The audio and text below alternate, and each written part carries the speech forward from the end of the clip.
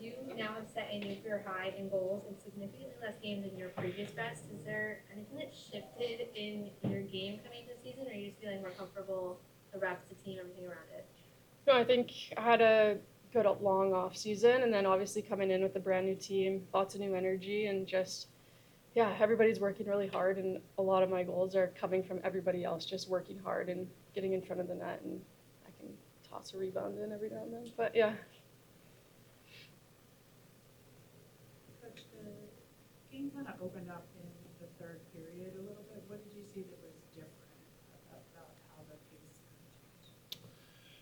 Yeah, I think it did. It certainly opened up. I think like one thing we noticed they were trying to stretch the zone out a little bit and get behind our D, just to kind of open up the ice. I think when teams do that, it the game tends to be a little bit more back and forth and becomes a little bit more of a track meet. And that's I think was the result of more rushes throughout the game or throughout that third period and just some more chances at both ends. And this was like your first shot at OT this Yeah. season. What did you learn about the 3-on-3 with this group? Well, I don't know, it was a quick one. We weren't out there for very long, but um, what I learned, I thought, wow, I think it's still 3-on-3 overtime. Like, I think when there's four players on the ice, it's we're not aware of that. So I don't know if we've got to adjust and get another player out there, or the rules need to be a little more clear. But we've got to adjust there, I guess. Taylor, when you played in the PHF, you had 10 goals on 11 goals. Do you feel like this season's going in a similar fashion for you, or do you think you can repeat what you did in that PHF? I mean, it's such a different game, like between the two leagues, but I'm just trying to focus on this season and this team and do whatever I can. If that's scoring goals or having a hard forecheck, whatever I can do to help the team win games, that's what I'm trying to do. Micah, just to hear from you, like, felt like after a 10-day break, like the team came out with some really good energy. Like, can you just like speak on that? How the team went into, being back at home after a little bit of a break there. Yeah, I think there was a lot of energy and a lot of excitement. That's kind of the way this league goes. We're about to play 3 games in 5 days, and then sometimes you go like a week or two off. So I thought we had some really good practices over the break. We worked on a lot of good things and tried to implement those today. And yeah, I think it was an up and down game, but definitely the energy was there, and I think we'll continue that into this little stretch we have here.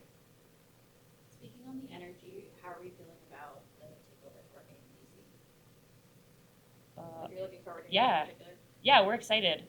For those of us that were a part of the PWHPA, we went there twice and had a great turnout. We weren't at the big rink; we were at their small rink, but there was definitely a lot of energy around women's hockey. They definitely wanted a team, they wanted a game, that kind of thing. So I think you're seeing it in the ticket sales, and I think that'll be a great game on Sunday.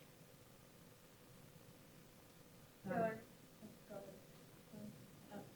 Micah, I think like both teams did a really good job of taking away like high danger lanes. What did you see from your group from the blue line? Yeah, I thought our D were great today. Obviously, you can look at the stats or just watch the game. They have a lot of players that capitalize on those opportunities, and that was definitely a focus of ours to try and limit those and help Oz out in front of the net and in our D zone. And I thought we had maybe some ups and downs throughout the game, but for the most part, I thought the D did a great job at shutting that down and really taking pride in that.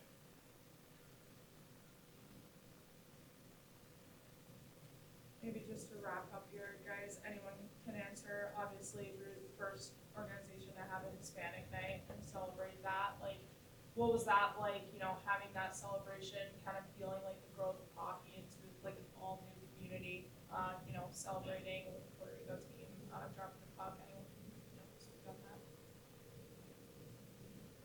I think it's really awesome to have like just bring in new communities, bring in new eyes to the game of hockey, and really cool to see like the Puerto Rican team just be able to get up there and drop the puck, and yeah, it's fun.